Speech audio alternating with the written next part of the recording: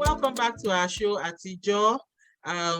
It's nice to be back here again. This is a program about our days in the Air Force military schools in Jos, both the one for the boys and the girls, I beg your pardon. And I have my co-host here with me. I'll allow her introduce herself. Nana. Hello, everybody. My name is Nana Shehu, and I'm an ex-student of Air Force Girls Military School in Jos, Nigeria. My NAF number is 88/0182. Proudly Blue Squadron. Oh, forgive me. I forgot to mention my NAF number. My NAF number is 87/0060. That is our tradition here.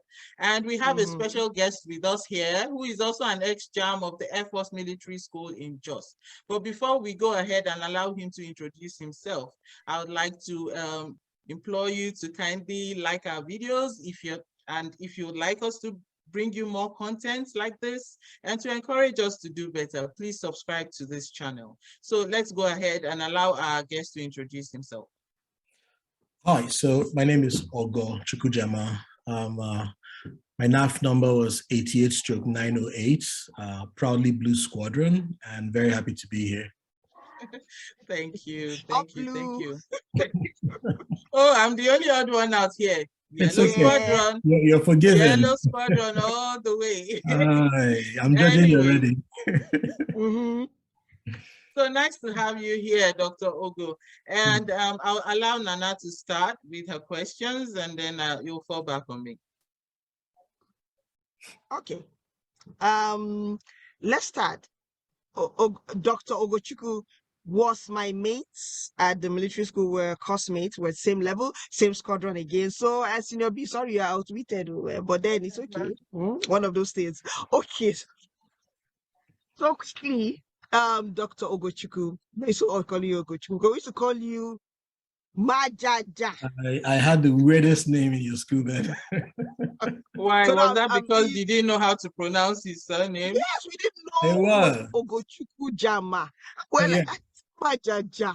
It seems like a long story. But look at that. You don't want to know what they used to call, how they used to pronounce my surname. They bastardized a lot of surnames. But that's fine. Nice to have you, Dr. Ogo. So Nana, go ahead. Okay, so Doctor, I would like you to quickly tell us why in the first place you attended Air Force Military School. What was the motivation? What was the reason behind it?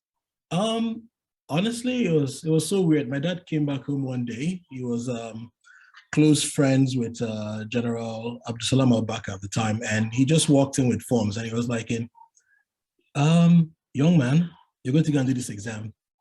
My dad, I'll say now, had delusions of grandeur. He believed I would be president one day or something, and if you could send me to a military school to grow up with the right people, perhaps by association, this weakling of a young man he had would become a human being. So that was why. Before then, I'd never actually heard about the school before.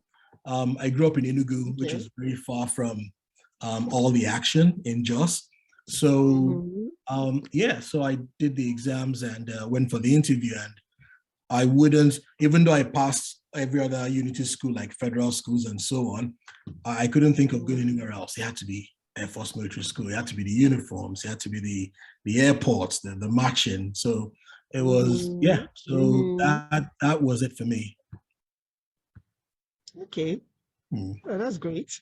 What else? Let's see. I'm trying not to bring this question, but I can't help myself. What was that experience you had that actually opened your eyes to the fact that this is not an ordinary school? This is a special school, and I'm in a special environment. What was that experience that jolted you into reality? I think it was for me very early on.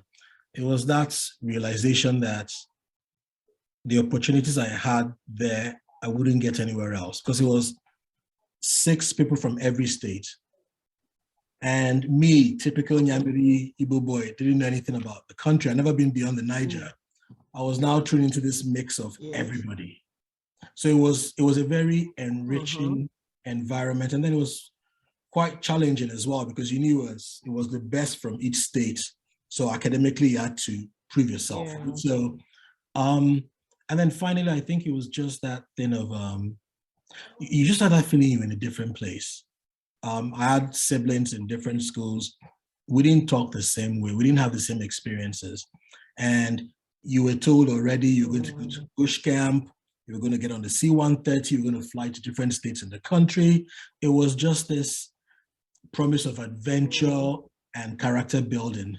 So you just knew early on that, yeah, you're in the right fit.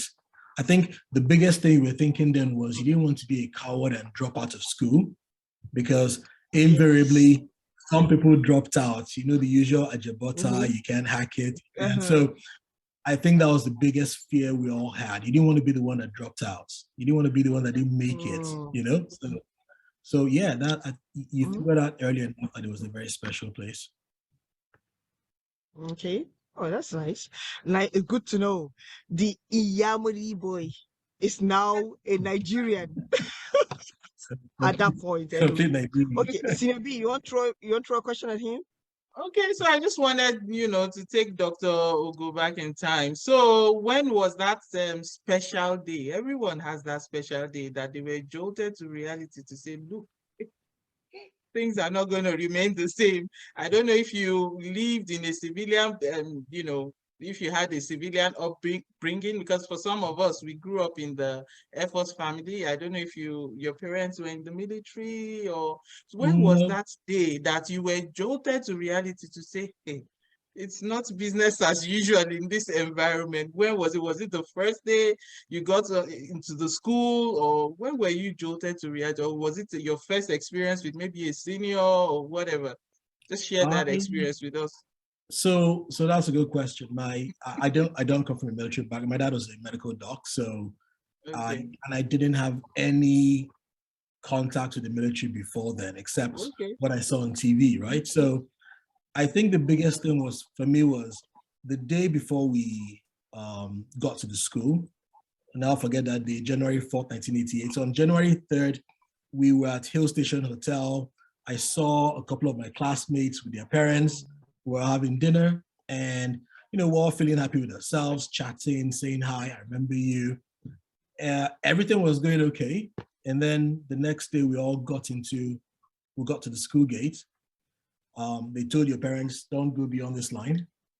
And they signed the dotted lines like in responsibility for anything going wrong will be happening with you. And then they sat you down with Baba. And this was the old fashioned, clippers. And then they just took off your beautifully maned punk that you had, you've been nursing forever. And they just butchered the hair and put you in shorts. And you look like a prisoner, and you didn't, you were a crab. You didn't deserve to wear the uniform yet. So you're just wearing the white shorts and a white vest with a shaved head. You look like a criminal. Doesn't matter what you look like before then. So you suddenly go, right, they didn't tell us this one we're coming, And you knew it was serious business.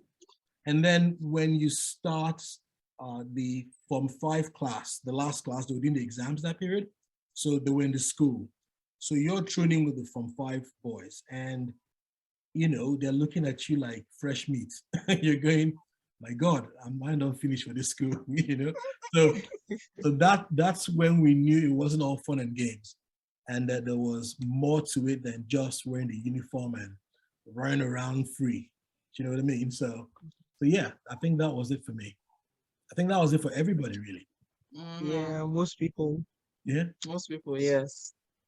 So I'll just ask you another question before Nana, picks up from there.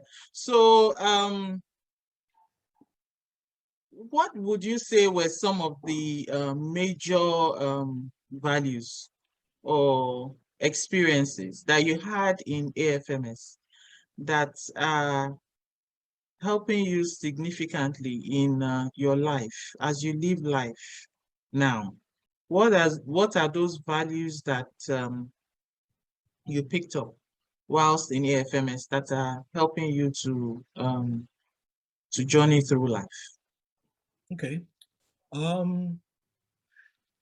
I think the biggest thing we all picked up from AFMS, even though we weren't thinking about it at the time, was the motto, strive to excel. You kind of knew that anything you built, anything that you had, nobody gave it to you. You had to build your own, you know, whatever it was that you're looking at. I think mostly it was that ability to have a look at what you're trying to achieve. Because if you don't see yourself in that position, nobody else will see you in that position, right? So be it an academic pursuit, be it a military pursuit, whatever it was. But you knew that nothing would ever be handed over to you. You had to fight for your own piece of this planet, your own piece of the resources of this planet, right? So, and then the other thing that it kind of built for us was that feeling of what's the worst that can happen if I make this decision? Because you know what will happen if you didn't make that decision. You knew you could look down that pathway, no success, nothing was working for you, nothing was up. Like in no, if you don't take a chance, you don't gain anything, right? So what's the worst that can happen if I decide to take this pathway, and the only way I can find out is to just walk down that path. So I think it was the combination of those two things, really. The ability to see that future you want to create for yourself, and the temerity, the courage to just go down that road. Because what's the worst that can happen if you do it? You definitely know what will happen if you don't do it. I think that was it for me. And I think that was it for a lot of my colleagues as well. Oh, remarkable. Really, what's the worst that can happen? Exactly. Okay. I would like to jump at you with a few questions more, but I think at this point we should take a break, and then after the break, I will be back with more questions for you to answer.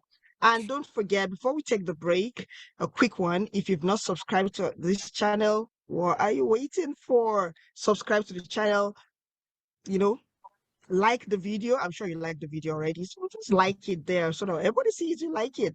And don't go nowhere. We'll be right back. The program is Atija, your favorite program, your feel-good program. We'll be right back.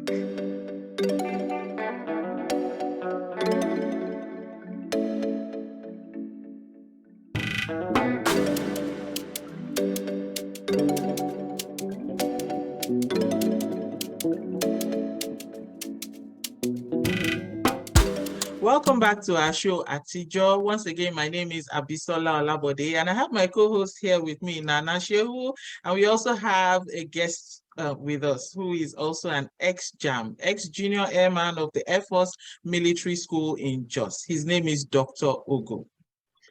Okay, so I have one question for you, Dr. Ogo, and which is has been on my mind. And in line of what you do, I know you're a doctor, you're a medical director. Can you just give us the details of that? You're a medical director in a mental health hospital. Can you give us a little bit of insight about that? Sure. So I live in Winnipeg, Manitoba, and I'm a medical doctor. I studied back in Nigeria. I did my residency in Ireland. And then I moved to Canada about 4.5 years ago. Since I've been here, I've been working in the biggest mental health facility. It's a 252-bed hospital. And in the last 2 and almost 3 years now, I've been the medical director. So I've been running the place. And I find it very fulfilling work. I just wish that we could replicate something like that in Nigeria, because I just feel I'm giving more of my talents in a different land from my fatherland. Do you know what I mean? But so yeah, so that's what we do. We deal with mental health issues ranging from depression to schizophrenia to run-of-the-mill neurotic problems, right? So, and I find it very satisfying work. Okay, great. So I just wanted to ask, not necessarily, it may not be directly related to exactly what you do, but I wanted to ask, I've spoken to quite a number of ex-JO and ex-JAM, and based on the experiences that people had in the school and the training that we got in the school, and even recently we had an ex-JAM who was a guest on one of our episodes, who mentioned that some of his mates are yet to go past the experience they had in the school, let alone, try to get over it and move on. Some of those wounds haven't healed, okay? And it will even interest you to know that some of those wounds were caused by maybe their mates, who were even maybe prefects, and those wounds haven't healed, and they haven't gone beyond that or gone past it. What is your advice? What do you think is the best way that people can come to terms with, those experiences they had and just see them as experiences, part of the experience of life? You understand? Obviously, because we attended a peculiar school, which was a military school. So how do you advise people to come to terms with it, try to move beyond it, and let go of some of those wounds and hurts that they experienced back in the day? So that's an excellent question, and it's a layered question, right? Okay. And even though we had such a wonderful time in school, and it is character forming, and this is who we are today because of that school. Unfortunately, when you train a mix of young men with some staff that weren't experienced in how to chaperone or direct young people, a lot of things go wrong. You're quite right. There was a lot that went down in the schools. For lack of a better word, you could say people experienced some traumas while we were in school that would have a lasting experience. And from my observation, it was worse in some sets than others. It was different administrations that allowed different things to happen. You also had some very bad actors in certain sets that caused it. And furthermore, you're quite right, because we had a stratified system. So you were a prefect or you had a rank, there was it was a military school, so you could punish your classmates invariably, right? So you had trauma from different places. It's easy to dismiss and say, what trauma? Nothing happened, right? But the truth of the matter is, and I've had many instances, I've had chats with classmates when we're meeting together or Zoom chats, and I always start with the question, how many of you have suffocatingly stupid dreams where you're trying to run away from a senior, even though you're as old as you are right now, and you can't seem to run away, and you still feel as tiny as you felt at that time in your present day dream state? So we all, not everybody, but some people had elements of PTSD, post-traumatic stress disorder, from the experiences that we had, depending on how annoyingly brutal some sets were to you, or maybe due to your peculiar circumstances with regards to who you had an interaction with, maybe a roommate or a senior in your class or a senior in your room. So that's establishing the problem. It exists. What to do about it? Well, part of it is, if you know a problem exists, then you start doing something about it. So the first is recognition that there was a problem, or that there is a problem. When you recognize that, well, okay, yeah, I do feel certain emotions about things about my past, or I feel anger or fear in certain circumstances because of that past. That's you recognizing that there's a problem, okay? And the problem recognized, the problem half solved. The other thing what we could do is you can start to learn to forgive whoever it was that transgressed you at the time. Personally, I know there were a couple of seniors at the time that really they showed me heaven, if you know what I mean. And I had to learn to let go. And in some instances, I mean, we now have information democratized in the form of the internet. You can actually track people down now. And I have, in some instances, gone on social media, found somebody, sent a message, this is my number, can we have a chat? And here's the thing. Nobody was born wicked. Nobody was born with you in mind to make your life miserable. Everybody was just doing what they were doing at the time. When I was a junior boy, I was like, senior boys are so wicked. I will never be a senior. I'll never be a wicked senior. But then I wanted to be a prefect. I wanted to be head boy. You don't get there without conking heads. Do you know what I mean? Exactly. So even though in your mind you're a saint, there will be those people that would go, yeah, I don't like August Guts. He was an asshole when we were in school. Do you know what I mean? And it's my job if they contact me today to go, you know what? I was being silly. I was a young chap. I didn't know any better. I apologize. And if we can just get on. Just hearing those words would make the person feel so much better. Yes. Because you're suddenly humanizing everything about what they experience. Like you made mistakes. Me getting in touch with some people really made a big difference for me. There are still a few I'm still trying to get in touch with them. I haven't been able to do that. And I know I will be able to get past that anger I have towards them because I felt it was unnecessary aggression, right? And part of us as human beings, you're thinking of retribution, like, I'm going to deal with you if you work for me, but that doesn't really fix anything. Remember, you're dealing with somebody he was a teenager then. Exactly. Exactly. So, and then finally, part of it is also forgiving yourself because you're angry with that helpless feeling you still have. You just, you know what, I can't help it, accept it, you know? So I find I have less of these stupid dreams now. But then again, you have to appreciate, I'm a psychiatrist. I get what this is. So I can work on it better than most. But for lots of people, they still have that trauma and it's a struggle. Yeah, you're absolutely right. And just like you said, like I have an example, I was telling Nana the other day, I was sharing with Nana and Ogake the other day that there was a junior, back in Gamus who said, very silly story. Like, I didn't even remember. And this was someone that way after Gamus was friends with me. And we were always chatting, talking, and doing things together. And then one day she was just like, oh, that she has something to say to me. I was like, okay, so what's that? And she was like, oh, that this punishment I was made to serve, back in Gamus was because of her. Because maybe I ordered her to do something or I took her blanket or something like, I had no clue. I didn't even remember. I didn't even know what I was doing there. Like, I don't remember most of these things.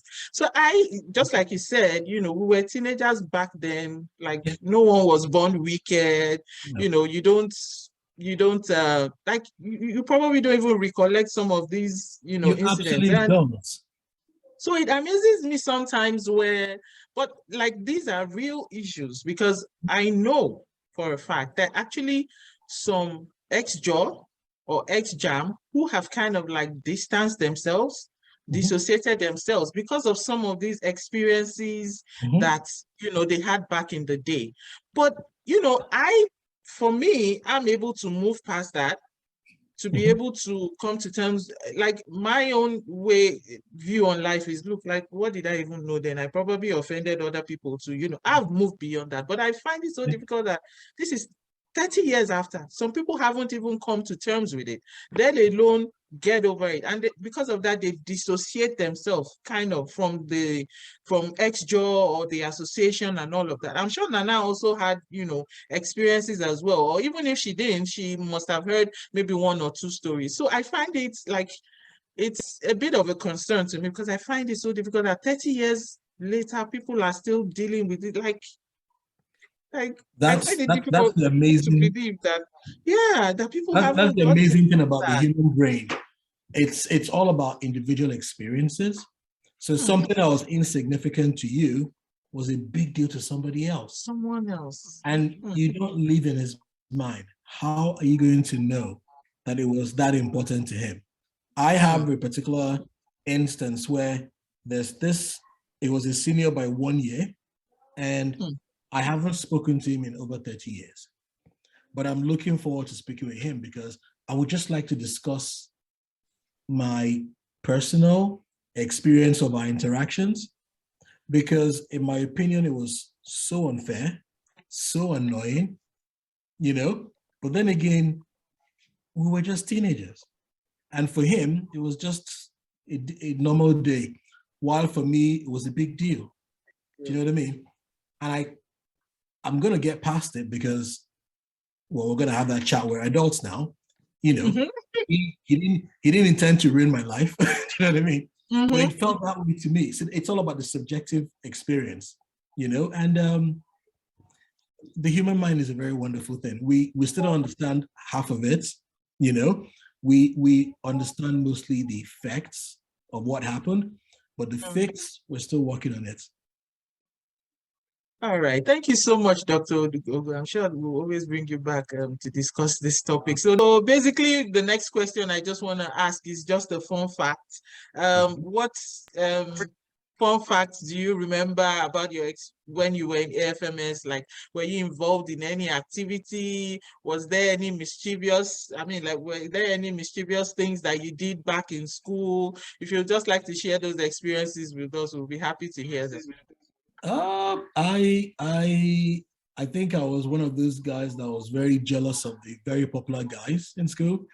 I had a more low-key experience until my penultimate year. That's when I became Ogochukwu Chukwujama in Gamus. And that was simply because I got thrust into the whole patching season, right? Prior to that, I think I kept a very low profile. I just really wanted to have fun with my friends, right? I think one of the highlights for us, because men were different from women, was trying to get onto the bus to go to the girls' school for the parties, right? Because if you didn't make it, used to have parties.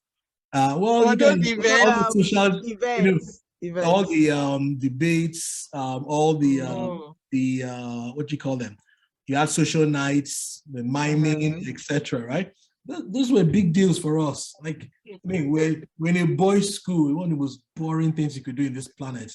And that's why I swore none of my kids would go to single schools. You have to go to a mixed school. If you didn't get onto that bus, you were the worst Jew man in this planet.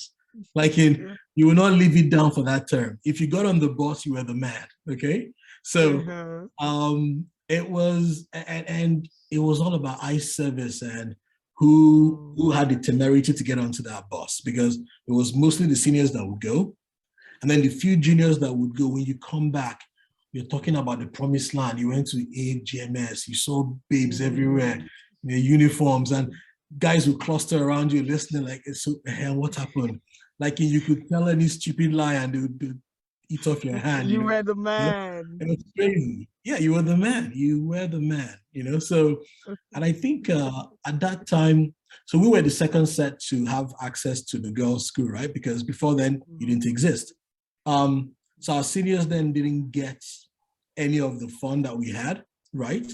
And if you somehow had a girlfriend in the girls' school, then you're like a god amongst men. So it was something else. Oh yeah, it was cool. Okay, so thank you for sharing that. But we want to know a personal experience you had in school that just never left you. Something, it could be crazy, it could be childish, but it just never left you. Like, whenever you remember, it's like it just happened just now. Tell us all about it. Okay, so for me, it was bush camp in Kano. We were so keen to be champion squadron again, because Blue Squadron were on a roll for the last 2 years. I wanted to leave champion squadron, right? So we had a route match thing that we did, and we were in such a hurry to make sure that we came first. we took a compass reading, unfortunately, under near high tension cables, which really veered us off course, right? And then we just kept going, and we lost the last point we were meant to get to. Mind you, we're bush camping in Kanu. We were force marching all day with provisions for just one meal, no water. When we burst out into civilization, we're in Kaduna State. We had been lost for almost 13 hours. The whole school was crazy. There was no cell phones in those days. Nobody knew where we were. We drank, we ran into this village. They thought it was a war going on. The whole village disappeared, you know. We're drinking water from the rain. No. It was crazy. When we got back, we got bussed back how many hours to the campsite in Kano. Around 11:30 at night. We set off 6:30 in the morning, exhausted, tired, and everybody was laughing at us. It was we're the ridiculous of the whole school. We never lived it down, you know. So everyone like in champion squad, I'm going to the future. It's your final year, right? Yes. No, it was our penultimate year, 5th year. Okay. Yeah, because final year you don't go to camp in final year. I can just imagine. So tell us quickly. You go in SS2. Okay. I remember that particular one in Kano.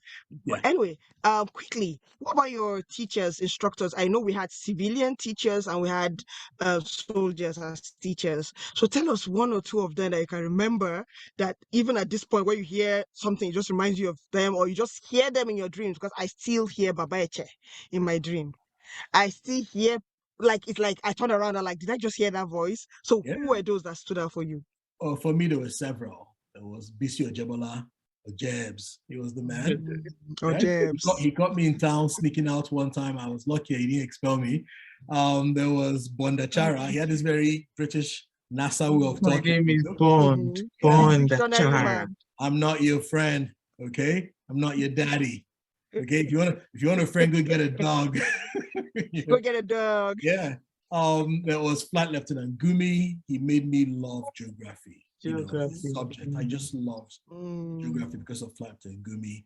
And who else? There was this civilian. I can't remember his name now. To be honest, he was a youth corps, but he taught us economics, and he was just brilliant. Okay. I wish I could find him. He was just an excellent brain, and he was one of these guys you knew if he was a different country, be working in Fortune 500 company, he was just excellent. But he was a youth corps. Yeah. So those were the ones for me. One more, there was Flight Lieutenant Ukafo. He was the maths teacher. Very unassuming man, very nice. But yeah, the biggest ones for me were Flight Lieutenant Jebola and Flight Lieutenant Bonachara. Those are the two for me. Oh yes. They were larger than life characters. They made the school what it was for me. Okay, so yeah, Nana, go ahead. Right.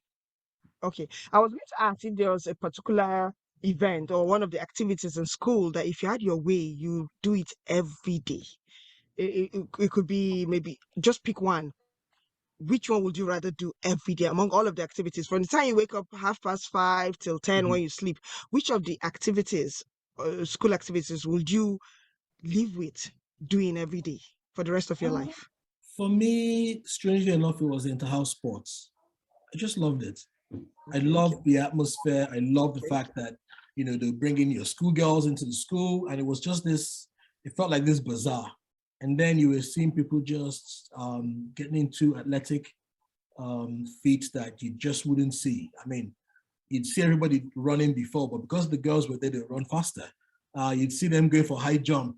All of a sudden, they're jumping like criminals. You know, it was just this lovely week that felt so good. And it had to end. And if you could continue all the time, I would have loved doing that over and over again.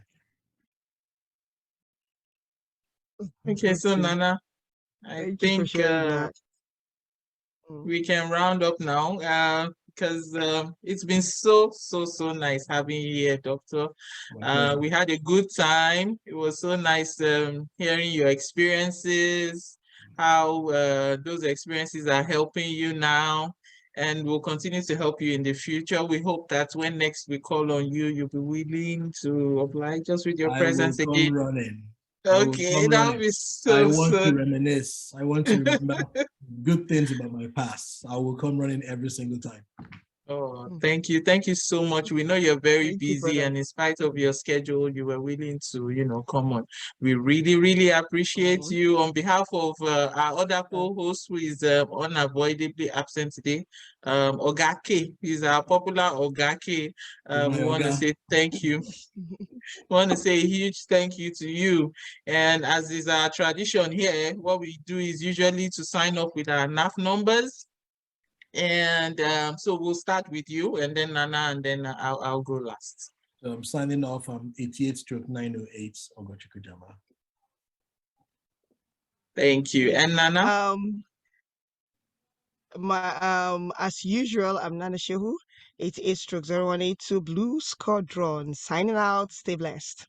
You guys just keep rubbing this Blue Squadron. Anyway, my name is Abisola Alabodi, 87/0060, Yellow Squadron. Even though I'm alone, Yellow Squadron, Champion Squadron, whatever. And we hope to see you back some other time. And if you haven't yet subscribed to this channel and you like the content that we just provided to you, please do well to subscribe to this channel and like our videos. This will encourage us to bring you more content like this. Thank you so much. Thank you once again, Dr. Ogun. Nana, thanks. Bye.